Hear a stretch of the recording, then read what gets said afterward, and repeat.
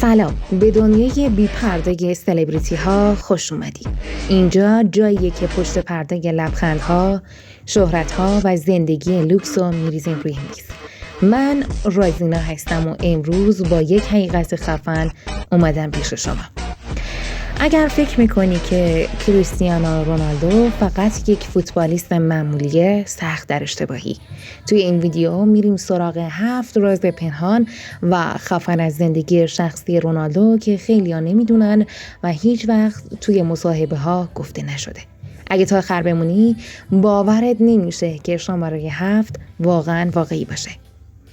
شماره 1، IQ بالای 130.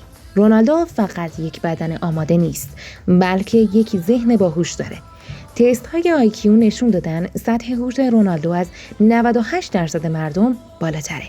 هوشش فقط تو زمین نیست، توی بیزینس و تصمیم گیری های مالی هم ترکونده. راز شماره 2، یک قدم تا نابود شدن فوتبالش. توی بچگی دچار بیماری قلبی بود که میتونست همه چی رو نابود کنه. یه عمل جراحی با لیزر زندگیشو نجات داد. اگه اون عمل شکست میخورد، هیچ وقت ستاره‌ای به اسم رونالدو نمیدرخشید. راز شماره 3، حمام یخ روزی 5 بار. رونالدو برای ریکاوری عضلات از اتاق کرایوتراپی و حمام یخ استفاده میکنه، کاری که فقط ورزشکارای خاص انجام میدن. این یعنی بدنش همیشه در فرم جنگیه. راز شماره 4، سکوت طلایی در خانه. توی خونه رونالدو نه زنگ در هست، نه آلارم، نه صدای نوتیف. همه چی آروم و کنترل شده است، چون میگه ذهن آروم مساوی با تمرکز مطلق و موفقیت بیشتر. شماره 5، تتو. هرگز هیچ خالکوبی روی بدن رونالدو نیست، اما دلیلش چون یکی از اهدا کنندگان دائمی خون و پلاسما و با تتو اهدای خون ممنوع میشه.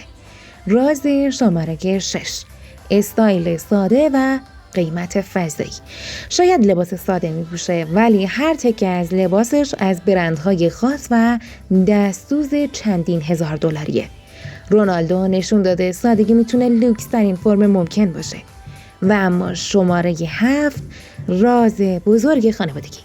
پسر اول رونالدو، کریستیانو جونیور، توسط یه زن به دنیا آمده که تا امروز هویتش کاملا مخفیه. رونالدو با قراردادی چند میلیون دلاری از اون زن خواسته هیچ وقت صحبت نکنه و بچه رو خودش بزرگ کرده. اگه یکی از این رازها برات شوکه کننده بوده، توی کامنت ها برام بنویس که کدومش بوده. یادت نره لایک بزنی، سابسکرایب کنی و زنگوله رو بزنی که ویدیوهای بعدی رو از دست ندی، چون قراره سراغ اسرار پنهان بقیه سوپر استارهای دنیا هم